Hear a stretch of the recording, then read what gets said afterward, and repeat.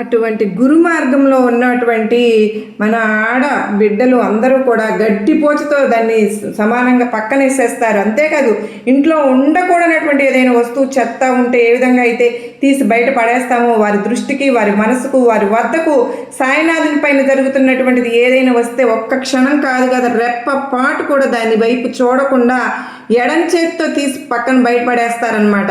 ఇది సాయి బిడ్డల యొక్క విజయం. మరి ఇదే సాయినాథుని మార్గాన్ని నిలబెడుతుంది.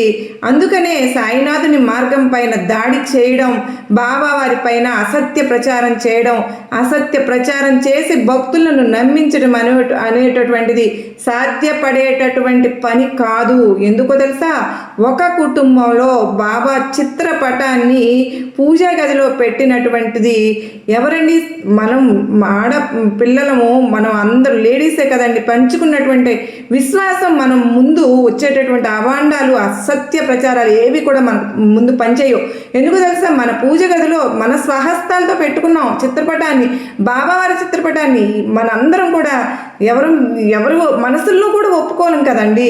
తన ప్రాణం పోయినా సరే ఏ బిడ్డ కూడా, ఒకవేళ కుటుంబంలో ఎవరైనా ఇటువంటి వాటిని నమ్మి బాబా చిత్రపటాలని తీస్తావంటే నా కంఠంలో ప్రాణం పోయిన తర్వాత నువ్వు ఆ చిత్రపటాన్ని తీసుకో అని చెప్తారు. కానీ తల్లి అంత ప్రేమతో, అంత విశ్వాసంతో బాబావారి పట్ల ఈరోజు మనందరం ఉంటుంటే వాళ్ళు పిచ్చి పిచ్చి మాటలు ఏవో మాట్లాడుతూ ఉంటారు. ఎప్పుడు ఒక తల్లి చెప్తూ ఉంటుంది. ఎందుకంటే ఆ తల్లి ప్రేమ అంత గొప్పది బాబావారికి సంబంధించినట్టు. మనం ఏం పని చేస్తున్నాము?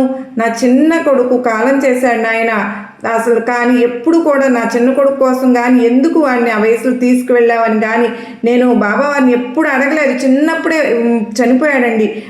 ఒక ఆవిడ నాతో షేర్ చేసుకుంది బాబా వారిని ఎంతగా నమ్మిందో తను.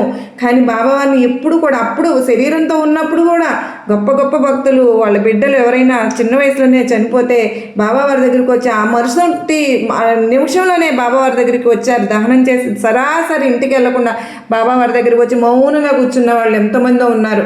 అలాగే ఇప్పుడు కూడా నేను చూశాను.